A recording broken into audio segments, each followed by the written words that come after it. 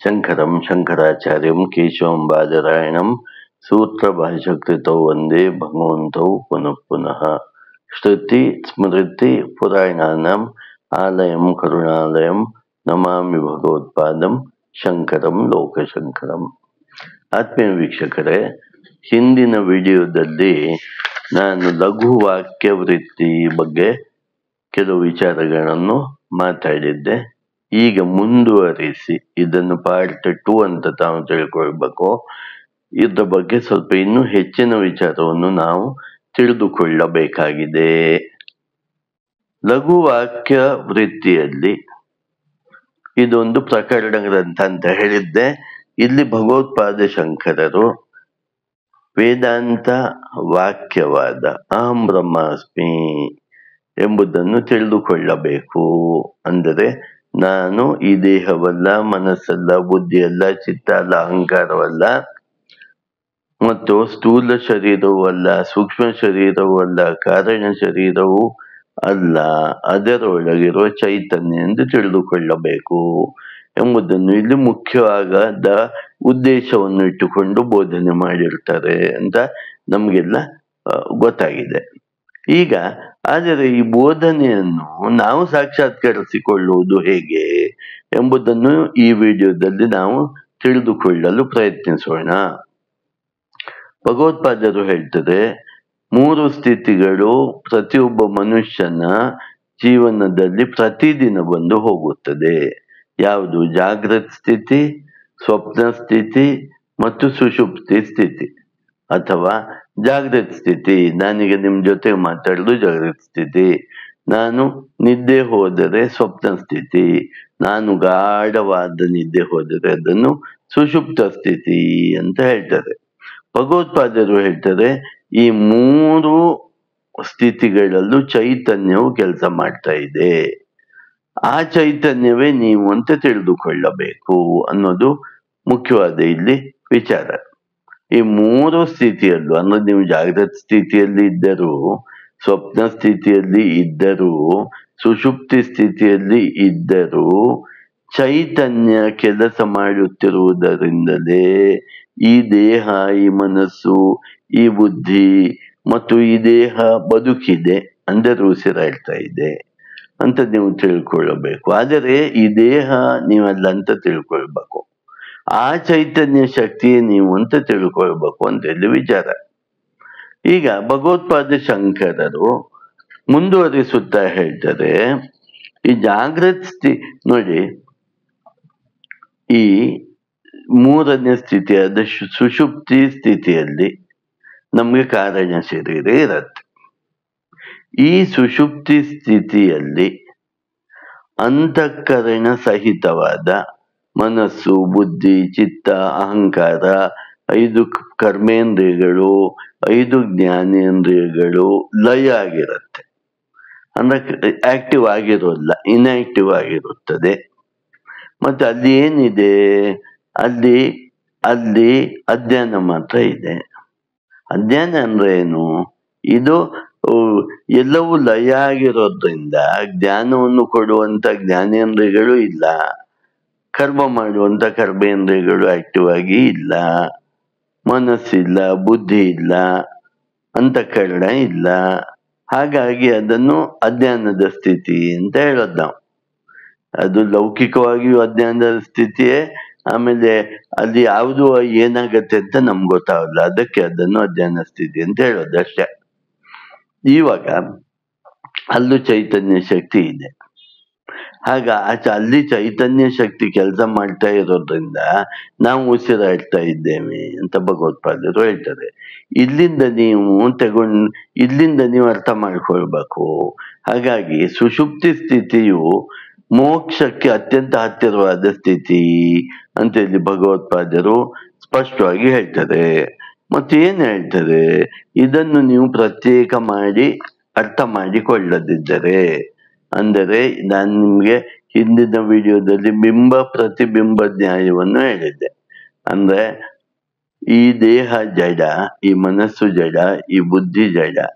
ಆದರೆ ಜಡವಾದರೂ ದೇಹಕ್ಕಿಂತ ಮನಸ್ಸು ಸೂಕ್ಷ್ಮ, ಮನಸ್ಸಿಗಿಂತ ಬುದ್ಧಿ ಸೂಕ್ಷ್ಮ, ಅಂತಃಕರಣ ಇನ್ನೂ ಸೂಕ್ಷ್ಮ.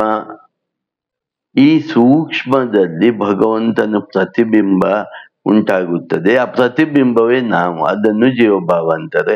ಅದನ್ನೇ ನಾವು ಅಂತ ನಾವು ತಪ್ಪಾಗಿ ತಿಳ್ಕೊಂಡಿದ್ದೇವೆ. ನಿಜವಾಗಿ ಅಂದ್ರೆ ನಾವು ಪ್ರತಿಬಿಂಬ ಅಲ್ಲ, ಬಿಂಬವೇ ನಾನು ಅಂತ ತಿಳ್ಕೊಳ್ಳಬೇಕು ಎಂಬುದು ಇಲ್ಲಿ ಮುಖ್ಯವಾಗಿ ಭಗವತ್ಪಾದರು ಹೇಳುವ ಸಂದೇಶ ಆಗಿದೆ. ತಿಳ್ಕೊಳ್ಳಿಲ್ಲ ಅಂದ್ರೆ ಏನಾಗತ್ತೆ ಅಂದ್ರೆ ಜನ್ಮ ಮರಣ ಚಕ್ರದಲ್ಲಿ ನಾವು ಪದೇ ಪದೇ ಬಂದು ಹೋಗ್ತಾ ಇರ್ತೇವೆ. ತಿಳಿದುಕೊಂಡರೆ ಏನಾಗತ್ತೆ ಅಂದ್ರೆ ಮತ್ತೆ ಈ ಸಂಸಾರಕ್ಕೆ ನಾವು ಬರ್ಬೇಕಾಗಿಲ್ಲ, ಮತ್ತೆ ಯಾವುದೇ ದೇಹವನ್ನು ಹೊಂದಬೇಕಾಗಿಲ್ಲ, ಯಾವ ಕರ್ತೃತ್ವ ಭೋಕ್ತೃತ್ವವು ನಮ್ಗಿಲ್ಲ.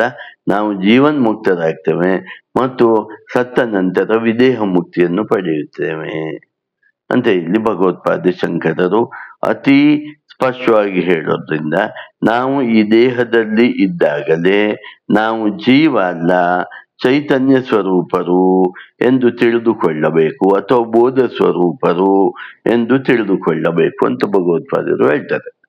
ಇದನ್ನು ತಿಳ್ಕೊಳ್ಬೇಕಾದ್ರೆ ಮೊದಲನೇದಾಗಿ ಬೋಧ ಅಥವಾ ಚೈತನ್ಯ ಅಥವಾ ಅರಿವು ಅದು ಮತ್ತು ಬೋಧಾಭಾಸ ಅಥವಾ ಚಿದಾಭಾಸ ಅಥವಾ ಜೀವಾಭಾವ ಇದು ಬೇರೆ ಬೇರೆ ಅಂತ ಪ್ರತ್ಯೇಕಿಸಿ ನೋಡಬೇಕು ಅಂತ ಭಗವತ್ಪಾದರು ಹೇಳ್ತಾರೆ. ಅಂದರೆ ಜೀವ ಸ್ವರೂಪವನ್ನು ಮತ್ತು ಚೈತನ್ಯ ಸ್ವರೂಪವನ್ನು ವಿಂಗಡಿಸಿ ನೋಡಬೇಕು, ಆವಾಗಿದ್ದು ಸಾಧ್ಯ ಆಗತ್ತೆ ಅಂತ ಭಗವತ್ಪಾದರು ಇಲ್ಲಿ ಸ್ಪಷ್ಟವಾಗಿ ಹೇಳುತ್ತಾರೆ. ಹಾಗಾದ್ರೆ ದಿನನಿತ್ಯದ ಜೀವನದಲ್ಲಿ ನಮ್ಗೆ ಈ ಜೀವಭಾವ ಅಂದರೆ ಬೋಧ ಭಾವ ಅಂದ್ರೆ ಚೈತನ್ಯದ ಅರಿವು ಮತ್ತು ಬೋಧಾಭಾಸ ಜೀವದ ಅರಿವು ಉಂಟಾಗತ್ತೋ ಅಂತ ದಿನನಿತ್ಯದ ಜೀವನದಲ್ಲಿ ನೋಡಿದಾಗ ಉಂಟಾಗತ್ತೆ.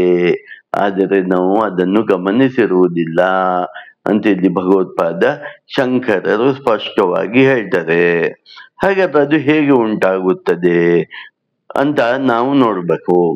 ಇಲ್ಲಿ ಜಾಗೃತ ಸ್ಥಿತಿ ಹಾಗೂ ಸ್ವಪ್ನ ಸ್ಥಿತಿಯಲ್ಲಿ ಇದು ಆಕ್ಟಿವ್ ಆಗಿ ಇರುವುದಿಲ್ಲ. ಯಾವುದು? ಈ ಬೋಧಾಭಾಸವು ಜೀವವು ಎರಡು ಸ್ಥಿತಿಗಳಲ್ಲಿ ಎಂದರೆ ಜಾಗೃತ ಸ್ಥಿತಿ ಹಾಗೂ ಸ್ವಪ್ನ ಸ್ಥಿತಿಯಲ್ಲಿ ಆಕ್ಟಿವ್ ಆಗಿರುತ್ತೆ.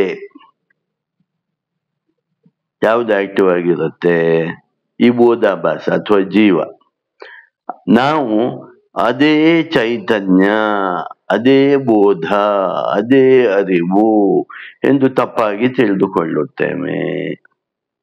ಆದರೆ ನೋಡಿ, ಸುಷುಪ್ತಿಯಲ್ಲಿ ಈ ಬೋಧಾಭಾಸವು ಅಥವಾ ಜೀವಭಾವವು, ಇದನ್ನೇ ಹೇಳ್ತೇವೆ ಜೀವಭಾವ, ಚಿದಾಭಾಸ, ಬೋಧಾಭಾಸ, ಕನ್ಫ್ಯೂಸ್ ಆಗಬಾರ್ದು, ಆಕ್ಟಿವ್ ಆಗಿ ಇರೋದಿಲ್ಲ ಅಥವಾ ಅದು ತೋರಿ ಬರುವುದಿಲ್ಲ.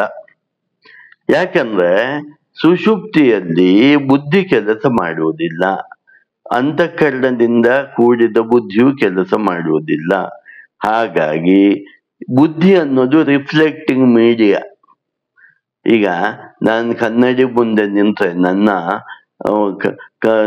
ಪ್ರತಿಬಿಂಬ ಯಾಕೆ ಕಾಣುತ್ತೆ ಅಂದ್ರೆ ಕನ್ನಡಿ ಅನ್ನೋದು ರಿಫ್ಲೆಕ್ಟಿಂಗ್ ಮೀಡಿಯಾ. ಹಾಗೇನೆ ನಾನು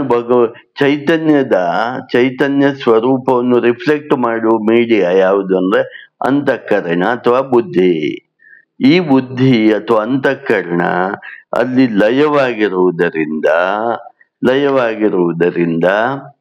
ಬುದ್ಧಿಯಲ್ಲಿ ಈ ಲಯವಾಗಿರುವ ಸಮಯದಲ್ಲಿ ಬೋಧಾಭಾಸವು ತೋರಿ ಬರುವುದಿಲ್ಲ ಅಥವಾ ಜೀವಭಾವವು ತೋರಿ ಬರುವುದಿಲ್ಲ. ಅಂದರೆ ಯಾವ ಬೋಧಾಭಾಸವನ್ನು ನಾನು ಎಂದು ನಾವು ತಿಳಿದುಕೊಂಡಿದ್ದೇವೆಯೋ ಅದು ಸುಷುಪ್ತಿಯಲ್ಲಿ ಇಲ್ಲ. ಹಾಗಿದ್ದರೂ ಸುಷುಪ್ತಿಯಲ್ಲಿ ನಾವಿರುತ್ತೇವೆ ಅಂದ್ರೆ ನಾವು ಬದುಕಿರ್ತೇವೆ ಅಲ್ವಾ. ಈ ಡೈಲಿ ನಿದ್ದೆ ಮಾಡ್ತೇವೆ, ಗಾಢ ನಿದ್ದೆ, ನಂತರ ಮತ್ತೆ ಎಚ್ಚರಗೊಳ್ಳುತ್ತೇವೆ ಅಂದ್ರೆ ಗಾಢ ನಿದ್ದೆ ಮಾಡುವಾಗ್ಲೂ ನಾವು ಬದುಕಿದ್ದೇವೆ ಅಂತ ಅರ್ಥ ಅಲ್ವಾ.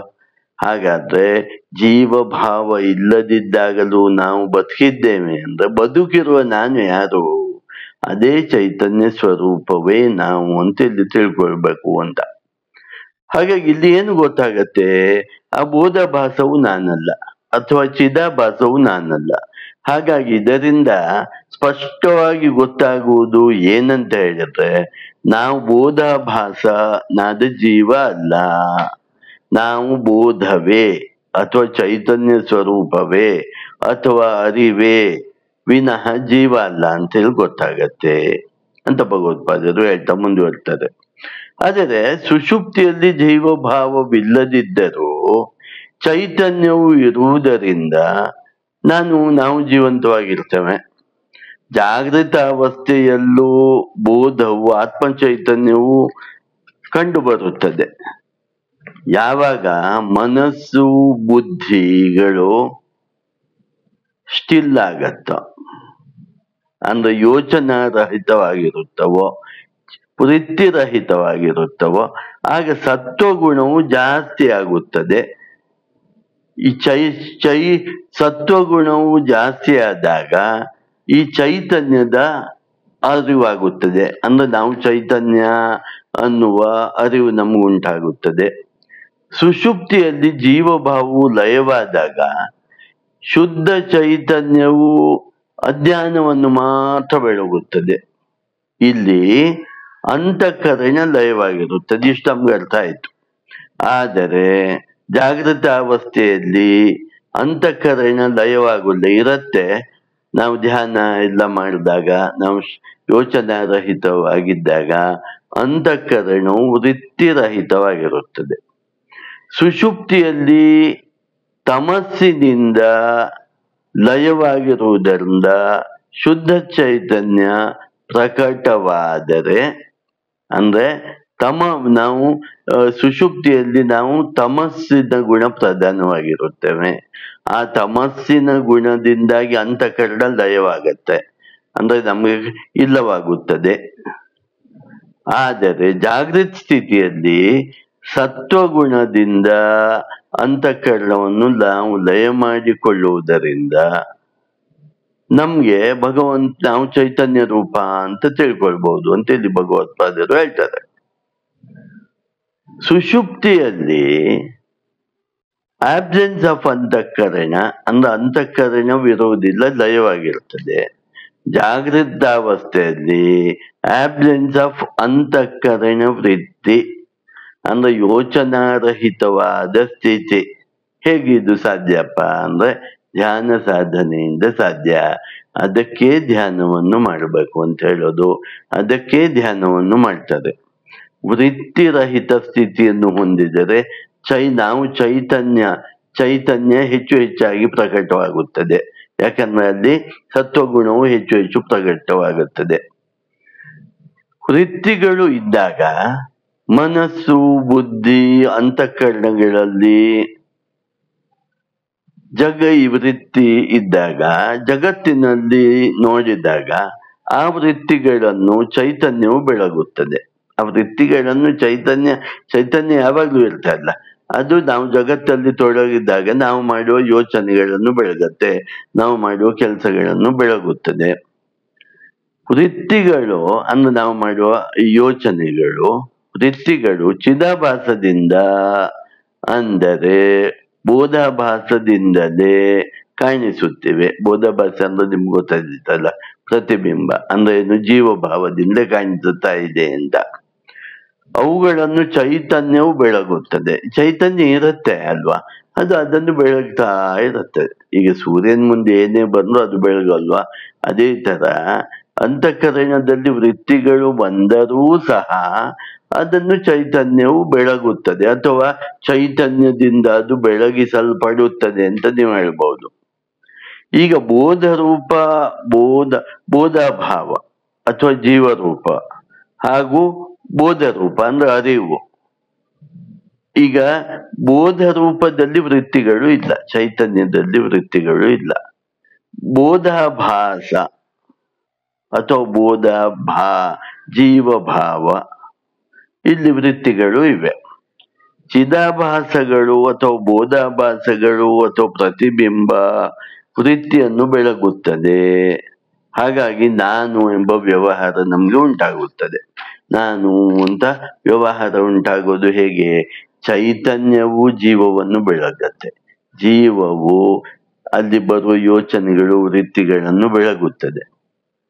ಹೀಗೆ ಚಿದಾಭಾಸ ಅಥವಾ ಬೋಧಾಭಾಸ ಅಥವಾ ಪ್ರತಿಬಿಂಬ ಅಥವಾ ಜೀವಭಾವ ಏನಾದ್ರೂ ಹೇಳಿ ಒಂದೇ ಇರುವುದರಿಂದ ಜಗತ್ತಿನಲ್ಲಿರೋ ಎಲ್ಲಾ ವಿಚಾರಗಳು ನಾನು, ನನ್ನಿಂದ ಆಯ್ತು, ಹೀಗೆಲ್ಲ ತಿಳಿದು ಬರುತ್ತದೆ. ಯಾರಿಗೆ? ಜೀವನಿಗೆ. ಇಲ್ಲಿ ಚಿದಾಭಾಸನು ಇದೇ ಜೀವ. ಚಿತ್ತ ಅಂದ್ರೆ ಚೈತನ್ಯ ಅಂತ, ಚಿದಾಭಾಸ ಅಂದ್ರೆ ಜೀವ. ಈ ಜೀವನು ಈ ದೇಹದ ಜೊತೆಗೆ ಸೇರಿ ನಾನು ದೇಹ, ನಾನು ಮನಸ್ಸು, ನಾನು ಬುದ್ಧಿ, ನಾನು ಅಹಂಕಾರ ಅಂತ ತಿಳಿದುಕೊಂಡಿರುತ್ತಾನೆ. ಇದನ್ನು ನಾವು ಬಿಡಿಸಿಕೊಳ್ಳುವುದೇ ಬಿಡಿಸಿಕೊಳ್ಳುವುದರಿಂದ ನಮ್ಗೆ ಗೊತ್ತಾಗೋದು ಅಹಂ ಬ್ರಹ್ಮಾಸ್ಮಿ ಅಂತ. ನೋಡಿ, ಚೈತನ್ಯ ಅಂತಃಕರಣ ಇದೆ. ಈ ಅರಿವು ಅಂತಃಕರಣದ ಮೇಲೆ ಬಿದ್ದಾಗ ಚಿದಾಭಾಸ ಅಂದ್ರೆ ಪ್ರತಿಬಿಂಬ ಇದೆ ಅಲ್ಲ. ಅಂತಃಕರಣವನ್ನು ಕನ್ನಡಿ ಅಂತ ನೀವು ತಗೊಂಡಾಗ, ಈಗ ಚೈತನ್ಯವನ್ನು ಸೂರ್ಯ ಅಂತ ನೀವು ತಗೊಂಡಾಗ, ಕನ್ನಡಿ ಮೇಲೆ ಸೂರ್ಯ ಬಂದಾಗ ಸೂರ್ಯನ ಬಿಂಬ ಅಲ್ಲಿ ಕಾಣಿಸುತ್ತೆ. ಹಾಗೇನೆ ಈ ಚೈತನ್ಯ ರೂಪವು ಅಂತಃಕರಣದ ಮೇಲೆ ಬಿದ್ದಾಗ ಪ್ರತಿಬಿಂಬ ಉಂಟಾಗುತ್ತದೆ. ಅಂದರೆ ಬೋಧಾಭಾಸ ಉಂಟಾಗತ್ತೆ. ಪ್ರತಿಬಿಂಬ, ಈ ಪ್ರತಿಬಿಂಬದಲ್ಲೂ ಬಿಂಬದಲ್ಲಿರುವ ಬೆಳಕು ಇರುತ್ತೆ. ಈ ಬೋಧಾಭಾಸ ತನ್ನ ಬೆಳಕನ್ನು ಬುದ್ಧಿಗೆ ಕೊಡುತ್ತೆ. ಬುದ್ಧಿಯಲ್ಲೂ ಬೆಳಕು ಇರುತ್ತೆ. ಬುದ್ಧಿ ತನ್ನ ಬೆಳಕನ್ನು ಆಲೋಚನೆಗಳಿಗೆ ಅಥವಾ ಮನಸ್ಸಿಗೆ ಕೊಡುತ್ತೆ. ಹಾಗಾಗಿ ಮನಸ್ಸು ಬೆಳಗತ್ತೆ. ಈ ಮನಸ್ಸು ತನ್ನ ಬೆಳಕನ್ನು ಪಾಸ್ ಮಾಡತ್ತೆ. ಯಾವುದಕ್ಕೆ? ಜಡ ಎಲ್ಲಾ ಪ್ರಪಂಚದ ಪದಾರ್ಥಗಳಿಗೆ ಇದು ಪಾಸ್ ಮಾಡತ್ತೆ. ಹಾಗಾಗಿ ಈ ಜಗತ್ತು ನಮ್ಗೆ ಕಾಣಿಸುತ್ತೆ.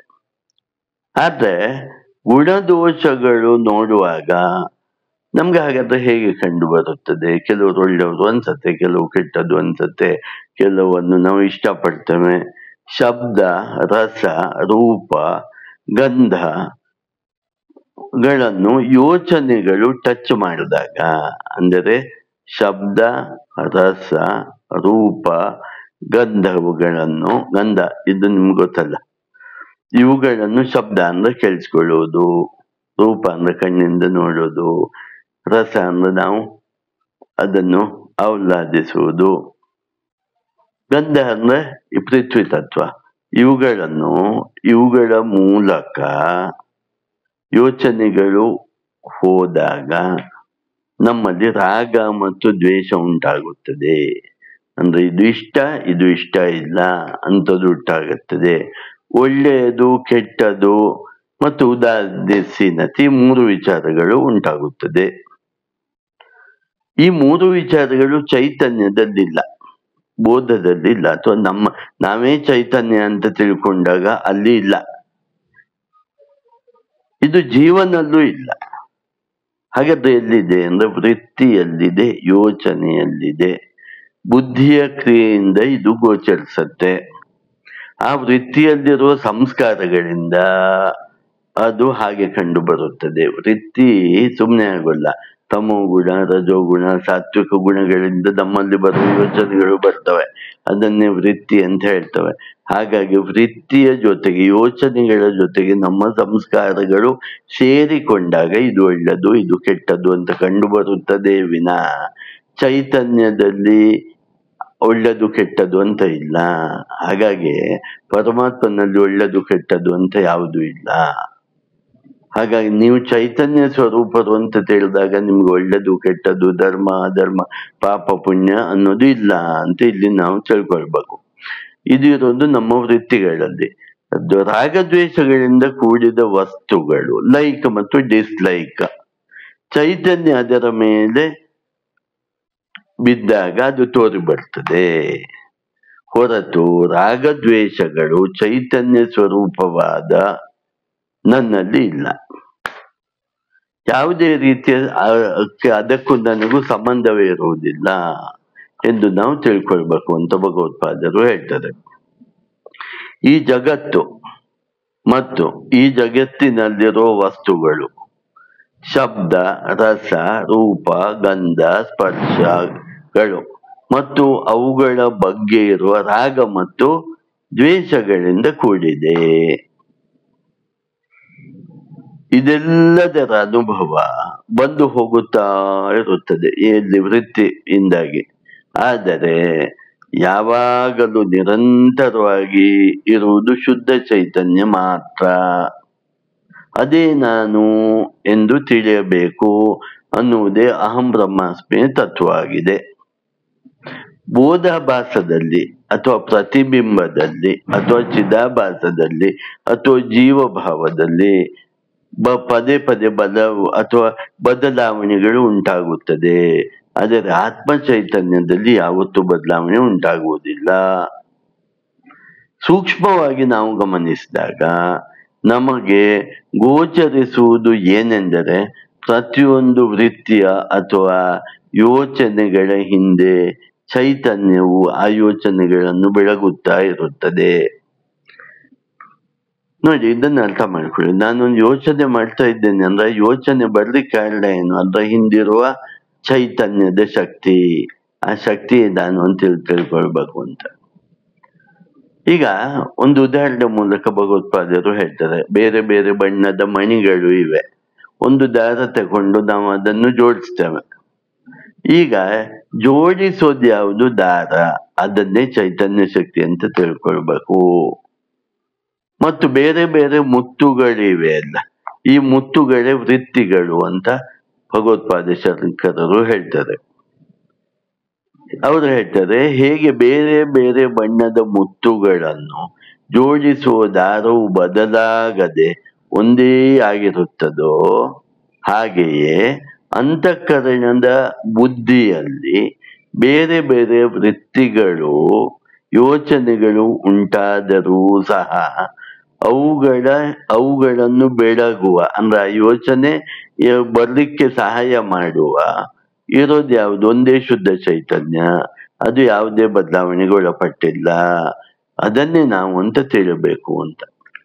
ಅಪರ ಪ್ರಕೃತಿ ಮತ್ತು ಅಪರ ಪ್ರಕೃತಿ ಬದಲಾಗ್ತಾ ಹೋಗುತ್ತೆ. ಪರ ಪ್ರಕೃತಿ ಬದಲಾಗುವುದೇ ಇಲ್ಲ. ಅಪರ ಪ್ರಕೃತಿ ಅಂದ್ರೆ ಈ ಜಗತ್ತು ಬದಲಾಗ್ತಾ ಹೋಗುತ್ತೆ. ಆದ್ರೆ ಆತ್ಮ ಚೈತನ್ಯ ಬದಲಾಗ್ತಾ ಹೋಗ್ತಾ ಇಲ್ಲ. ಹೇಗೆ ಮಣಿಗಳು ದಾರವನ್ನು ಮರೆ ಮಾಡಿದರು, ಒಂದು ಹತ್ರ ಇಟ್ಟರು ಸ್ವಲ್ಪವಾದರೂ ದಾರ ಕಾಣಿಸತ್ತೋ, ಹಾಗೆಯೇ ನಮ್ಮ ಮನಸ್ಸು ಮತ್ತು ಆ ಮನಸ್ಸಿನಲ್ಲಿರುವ ವೃತ್ತಿಗಳು ಅಂದ್ರೆ ಯೋಚನೆಗಳು ಉದ್ದಕ್ಕೂ ಬರುತ್ತಾ ಇದ್ದರು ಆ ಯೋಚನೆಗಳ ಮಧ್ಯದಲ್ಲಿ ಇರುವ ಸ್ವಲ್ಪ ಸ್ಪೇಸ್ ಇದೆಯಲ್ಲ, ಆ ಸ್ಪೇಸ್ ಅಲ್ಲಿ ನಮ್ಗೆ ಚೈತನ್ಯವು ಗೋಚರವಾಗುತ್ತದೆ ಜಾಗೃತ ಸ್ಥಿತಿಯಲ್ಲಿ ಅಂತ ಭಗವತ್ಪಾದ ಶಂಕರರು ಹೇಳ್ತಾರೆ. ಈ ವಿಕಲ್ಪಗಳ ಸರಮಾಲೆಯೇ ಮನಸ್ಸು. ಒಂದು ಯೋಚನೆ ಹೋಯ್ತು, ಇನ್ನೊಂದು ಯೋಚನೆ ಬಂತು. ಆದ್ರೆ ಯೋಚನೆ ಹೋಗಿ ಇನ್ನೊಂದು ಯೋಚನೆ ಬರುವ ಸ್ವಲ್ಪ ಸಮಯ ಇದೆ. ಒಂದು ಯೋಚನೆ ಹೋಯ್ತು, ಇನ್ನೊಂದು ಯೋಚನೆ ಇನ್ನೂ ಬಂದಿಲ್ಲ. ಆ ನಡುವಿನ ಸಂದರ್ಭದಲ್ಲಿ ಶುದ್ಧ ಚೈತನ್ಯ ಕಂಡು ಬರುತ್ತದೆ. ಇದು ಹೇಗೆ ಗೊತ್ತಾಗುತ್ತೆ? ಧ್ಯಾನದ ಮೂಲಕ. ಆ ಸಂದರ್ಭದಲ್ಲಿ ಆ ಚೈತನ್ಯದಲ್ಲಿ ನಾವು ಒಂದಾಗಬೇಕು, ಅದನ್ನು ನಾವು ನೋಡಬೇಕು. ಇದನ್ನೇ ನಿರ್ವಿಕಲ್ಪ ಚೈತನ್ಯ ಅಂತ ಹೇಳ್ತಾರೆ. ಹೀಗೆ ಸಂತರು ನಿರ್ವಿಕಲ್ಪ ಸಮಾಧಿಯನ್ನು ಹೊಂದುತ್ತಾರೆ.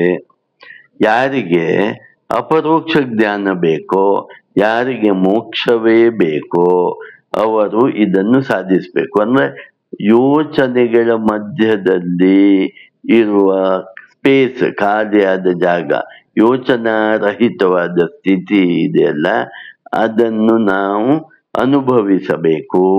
ಅದನ್ನೇ ಚೈತನ್ಯ ಸ್ವರೂಪ ಆಗಿರ್ತದೆ ಅಂತ ಇಲ್ಲಿ ಭಗವತ್ಪಾದ ಶಂಕರಾಚಾರ್ಯರು ಹೇಳ್ತಾರೆ. ಅಂದ್ರೆ ಹೇಗೆ ಅನ್ಭವಿಸೋದು ಅಂದ್ರೆ ಹಾಗೆ ಅನ್ಭವಿಸೋದು ಅಂತ.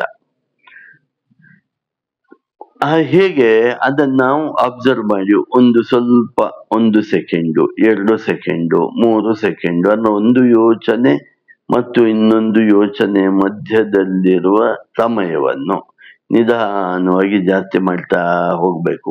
ಹೇಗಿದ್ದು ಸಾಧನೆ ಮಾಡ್ಲಿಕ್ಕಾಗತ್ತೆ ಅಂದ್ರೆ ಧ್ಯಾನದಿಂದ ಸಾಧನೆ ಮಾಡ್ಲಿಕ್ಕಾಗತ್ತೆ ಯೋಚನೆ ರಹಿತ ಸ್ಥಿತಿಯನ್ನು. ನಮಗೆ ನಮ್ಮ ಬಗ್ಗೆ ಇರೋ ಜ್ಞಾನವೆಂದರೆ ನಾನು ಒಬ್ಬ ಜೀವಾತ್ಮನಾಗಿದ್ದೇನೆ, ನಾನು ಸವಿಕಲ್ಪ ಜೀವ. ಇದನ್ನು ಹೇಗೆ ನಾವು ಬಿಡಿಸ್ಕೊಳ್ಳೋದು, ಇದನ್ನು ಚೈತನ್ಯ ಅಂತ ತಿಳ್ಕೊಳ್ಳೋದಾದ್ರು ಹೇಗಪ್ಪ? ಒಂದು ಜ್ಞಾನದಿಂದ, ಒಂದು ಗುರುವಿನಿಂದ ಮತ್ತು ಶಾಸ್ತ್ರದಿಂದ. ಅಂದ್ರೆ ಶಾಸ್ತ್ರಗಳನ್ನು ತಿಳಿದುಕೊಂಡು ಗುರುವಿನ ಉಪದೇಶದಿಂದ ಆತ್ಮಜ್ಞಾನವನ್ನು ಪಡೆದು ನಾವು ಇದು ತಿಳ್ಕೊಳ್ಬೇಕು, ಅಹಂ ಬ್ರಹ್ಮಾಸ್ಮಿ ಎಂದು ತಿಳ್ಕೊಳ್ಬೇಕು ಮತ್ತು ಇದು ಅನುಭವ ಸಹಿತ ನಾವು ಅನ್ವಯಿಸ್ಬೇಕು ಅಂತ ಭಗವತ್ಪಾದ ಶಂಕರರು ಇಲ್ಲಿ ಸ್ಪಷ್ಟವಾಗಿ ಹೇಳ್ತಾ ಇದ್ದಾರೆ. ಹಾಗಾಗಿ ಇಲ್ಲಿ ಭಗವತ್ಪಾದರು ಮುಂದುವರಿತಾ ಹೇಳ್ತಾರೆ, ವಿಕಲ್ಪಗಳು ಅಂದ್ರೆ ಯೋಚನೆಗಳೆಲ್ಲವೂ ಕಡಿಮೆ ಕಡಿಮೆ ಕಡಿಮೆ ಕಡಿಮೆ ಆದಂತೆ ನಮ್ಗೆ ಚೈತನ್ಯ ರೂಪರು ನಾವು ಅಹಂ ಬ್ರಹ್ಮಾಸ್ಮಿ ಅನ್ನುವ ತತ್ವವು ತಿಳಿದು ಬರುತ್ತದೆ. ಇದು ಜ್ಞಾನಿಗಳಿಗೆ ಬ್ರಹ್ಮವು ತಾನೇ ಅಥವಾ ಜೀವ ಬ್ರಹ್ಮರಲ್ಲಿ ಭೇದವಿಲ್ಲ, ಅದನ್ನು ಜೀವ ಬ್ರಹ್ಮರಲ್ಲಿ ಭೇದವಿಲ್ಲ ಎಂಬುದು ಎಂದು ಹೇಳಲಿಕ್ಕೆ ಜೀವ ಬ್ರಹ್ಮ ಐಕ್ಯ ಅಂತ ಹೇಳ್ತಾರೆ. ಇಲ್ಲಿಯೇ ಬದುಕಿದ್ದಾಗಲೇ ಸ್ವತಃ ಸಿದ್ಧವಾಗುತ್ತದೆ, ಸ್ವತಃ ಸಿದ್ಧವಾಗಬೇಕು. ಈ ಚೈತನ್ಯವೇ ನಾನು ಎಂದು ತಿಳಿದುಕೊಳ್ಳಬೇಕು. ಇದನ್ನೇ ಜೀವನ್ಮುಕ್ತ ಸ್ಥಿತಿ ಎನ್ನುತ್ತಾರೆ ಅಂತಾರೆ ಭಗವತ್ಪಾದ ಶಂಕರರು. ಇದು ಸಾಧ್ಯವಾಗದಿದ್ದವರು ಏನ್ ಮಾಡಬೇಕು ಅಂದ್ರೆ, ಒಂದು ಕ್ಷಣ ಧ್ಯಾನ ಮಾಡುದು, ಸ್ವಲ್ಪ ಹೊತ್ತು ಧ್ಯಾನ ಮಾಡುದು, 2 ಯೋಚನೆಗಳ ಮಧ್ಯ ಯೋಚನೆ ಇಲ್ಲದ ಸ್ಥಿತಿಯನ್ನು ಅಬ್ಸರ್ವ್ ಮಾಡೋದು. ಹೀಗೆ ಮಾಡ್ತಾ ಮಾಡ್ತಾ ಮಾಡ್ತಾ ನಮ್ಗೆ ಇದು ಅರ್ಥ ಆಗತ್ತೆ ಅಂತ ಹೇಳ್ತಾರೆ. ಇದು ಅರ್ಥ ಆಗ್ಬೇಕಾದ್ರೆ ಏನ್ ಮಾಡ್ಬೇಕು ಅಂದ್ರೆ ವೇದಾಂತದ ಶ್ರವಣ ಮನನ ಮತ್ತು ಅದರ ಬಗ್ಗೆ ಚಿಂತನೆ ನಿಧಿಧ್ಯಾಸನ ಮುಂತಾದುವುದನ್ನು ಮತ್ತು ಪದೇ ಪದೇ ವೇದಾಂತ ವಾಕ್ಯಗಳನ್ನು ಕೇಳುವುದರಿಂದ ಇದನ್ನು ಸಾಧಿಸಬಹುದು ಅಂತ ಭಗವತ್ಪಾದ ಶಂಕರರು ಇಲ್ಲಿ ಸ್ಪಷ್ಟವಾಗಿ ಹೇಳ್ತಾರೆ. ಈ ಅಭ್ಯಾಸ ಮಾಡೋದು ಹೇಗೆ ಅಂದ್ರೆ ಭಗವತ್ಪಾದರು ಹೇಳ್ತಾರೆ, ಸದಾಕಾಲ ಬ್ರಹ್ಮದ ಚಿಂತನೆಯಲ್ಲಿ ನಾವು ತೊಡಗಬೇಕು. ಬ್ರಹ್ಮದ ಬಗ್ಗೆ ಆಧ್ಯಾತ್ಮಿಕ ವಿಚಾರವನ್ನೇ ಮಾತಾಡ್ಬೇಕು, ಆತ್ಮ ವಿಚಾರವನ್ನೇ ಮಾತಾಡ್ಬೇಕು. ಬೇರೆಯವರಲ್ಲೂ ಮಾತಾಡುವಾಗಲೂ ಕಾಡು ಹರಟೆಯನ್ನು ಮಾತಾಡದೆ ಆತ್ಮ ವಿಚಾರವನ್ನೇ ಮಾತಾಡಬೇಕು. ಅವರು ಹಾಗೆ ಮಾತಾಡುವ ಹಾಗೆ ಮಾಡಬೇಕು. ಹಗಲು ಎದ್ದಾಗಿನಿಂದ ರಾತ್ರಿ ಮಲಗುವವರೆಗೂ, ಹುಟ್ಟಿನಿಂದ ಸಾಯುವವರೆಗೂ ಇದನ್ನೇ ನಾವು ಅಭ್ಯಾಸ ಮಾಡಬೇಕು. ಇದನ್ನು ಬಿಟ್ಟು ಬೇರೆ ಯಾವುದೇ ಆಲೋಚನೆ ಬರದಂತೆ ಬ್ರಹ್ಮಾಭ್ಯಾಸವನ್ನೇ ಮಾಡಬೇಕು. ಎಲ್ಲಿಯ ತನಕ ಮಾಡಬೇಕು ಎಂದರೆ ಕೃತಕೃತ್ಯನಾಗುವವರೆಗೆ ಅಂತ ಇಲ್ಲಿ ಭಗವತ್ಪಾದರು ಒಂದು ಶಬ್ದ ಹೇಳ್ತಾರೆ. ಕೃತಕೃತ್ಯನಾಗುವವರೆಗೆ ಅಂದರೆ ಜೀವನ್ಮುಕ್ತನಾಗುವವರೆಗೆ. ಅಂದರೆ ನಾನು ಪರಬ್ರಹ್ಮ ಸ್ವರೂಪಿ, ನಾನು ದೇಹ ಅಲ್ಲ, ನಾನು ಚೈತನ್ಯ ಸ್ವರೂಪಿ ನಿರ್ಗುಣನಾದವನು ಎಂದು ಅನುಭವಜನ್ಯವಾಗಿ ತಿಳಿಯುವವರೆಗೆ, ಅಂದರೆ ದೇಹಾತ್ಮ ಭಾವ ಕಳೆಯುವವರೆಗೆ ಇದನ್ನು ಮಾಡಬೇಕು. ಅಂತಹವನು ಜೀವನ್ಮುಕ್ತಿ ಸ್ಥಿತಿಯನ್ನು ಹೊಂದುತ್ತಾನೆ. ಅವನು ಯಾವಾಗ ಮರಣ ಹೊಂದಿದರು, ಎಲ್ಲಿ ಮರಣ ಹೊಂದಿದರು, ಹೇಗೆ ಮರಣ ಹೊಂದಿದರು, ಅವನು ಮುಕ್ತಿಯನ್ನೇ ಪಡೆಯುತ್ತಾನೆ ಎಂದಿಲ್ಲಿ ಶಂಕರ ಭಗವತ್ಪಾದರು ಅತೀ ಸ್ಪಷ್ಟವಾಗಿ ಹೇಳ್ತಾರೆ. ಆಧ್ಯಾತ್ಮಿಕ ಮಿತ್ರರೇ, ಇದು ಲಘು ವಾಕ್ಯ ವೃತ್ತಿಯನ್ನು ತಿಳಿದುಕೊಳ್ಳಬೇಕಾದರೆ ಹಂತ ಹಂತವಾಗಿ ತಿಳಿದುಕೊಳ್ಳಬೇಕು. ನೀವು ಸ್ವಲ್ಪ ಉಪನಿಷತ್ತುಗಳನ್ನು ಕೇಳಬೇಕು, ಓದಬೇಕು, ಅದರ ಬಗ್ಗೆ ಸ್ವಲ್ಪ ಚಿಂತನೆ ಮಾಡಿದಾಗ ಇದು ಅರ್ಥ ಆಗತ್ತೆ. ಯಾಕಂದ್ರೆ ಇಲ್ಲಿ ಇದು ಒಂದು ತುಂಬಾ ಉನ್ನತವಾದ ತತ್ವವಾಗಿದೆ. ಯಾವುದು? ಉನ್ನತವಾದ ತತ್ವ ಅಂದ್ರೆ ನಾನು ದೇಹ ಅಲ್ಲ, ಮನಸ್ಸಲ್ಲ, ಬುದ್ಧಿ ಅಲ್ಲ, ಚಿತ್ತ ಅಲ್ಲ, ಅಹಂಕಾರ ಅಲ್ಲ, ಇದನ್ನೆಲ್ಲವನ್ನೂ ಬೆಳಗುವ ಚೈತನ್ಯ ಇದೆಯಲ್ಲ ಅದೇ ನಾನು ಅಂತ ತಿಳ್ಬೇಕು ಅಂತ. ಒಂದನೇ ಪಾಯಿಂಟ್. ಹೇಗೆ ತಿಳ್ಕೊಳ್ಬೇಕು ಅಂದ್ರೆ ಈಗ ದೇಹತ್ರಯ ವಿವೇಕದಿಂದ, ಯಾವ ದೇಹತ್ರಯ, ಸ್ಥೂಲ ಶರೀರ ನಾನಲ್ಲ, ಸೂಕ್ಷ್ಮ ಶರೀರ ನಾನಲ್ಲ, ಕಾರಣ ಶರೀರವು ನಾನಲ್ಲ, ಅದನ್ನು ಬೆಳಗುವ ಅಥವಾ ಅದು ಆಕ್ಟಿವ್ ಮಾಡುವ ಚೈತನ್ಯ ರೂಪವೇ ನಾನು ಅಂತ ತಿಳ್ಕೊಳ್ಳೋದ್ರಿಂದ, ಮತ್ತು ಅನ್ನಮಯ ಕೋಶ, ಪ್ರಾಣಮಯ ಕೋಶ, ಮನೋಮಯ ಕೋಶ, ವಿಜ್ಞಾನಮಯ ಕೋಶ, ಆನಂದಮಯ ಕೋಶಗಳು ನಾನಲ್ಲ, ಅದನ್ನು ಬೆಳಗುವ ಚೈತನ್ಯವೇ ನಾನು ಅಂತ ತಿಳಿದುಕೊಳ್ಳುವುದರಿಂದ ದೃಶ್ಯ ವಿವೇಕದಲ್ಲಿ ದೃಶ್ಯ ನಾನಲ್ಲ, ಅದನ್ನು ನೋಡುತ್ತಿರುವ ದೃಕ್ ನಾನು. ನನ್ನ ದೇಹ, ಮನಸ್ಸು, ಬುದ್ಧಿಗಳನ್ನು ನೋಡುವ ದೃಕ್ ನಾನು ಅಂತ ತಿಳಿದುಕೊಳ್ಳುವುದರಿಂದ ಅಹಂ ಬ್ರಹ್ಮಾಸ್ಮಿ ಅಂತ ನಾವು ತಿಳಿದುಕೊಳ್ಳಬಹುದು. ನಿಮಗೆಲ್ಲ ವಂದನೆಗಳು ಮತ್ತು ಅಭಿನಂದನೆಗಳು. ಮುಂದಿನ ವಿಡಿಯೋದಲ್ಲಿ ಇನ್ನೊಂದು ವಿಚಾರದೊಂದಿಗೆ ನಾನು ಬರ್ತೇನೆ. ನಿಮ್ಮೆಲ್ಲರ ಬೆಂಬಲ ಹೀಗೆ ಇರಲಿ. ಶ್ರೀಕೃಷ್ಣ ಅರ್ಪಣಮಸ್ತು.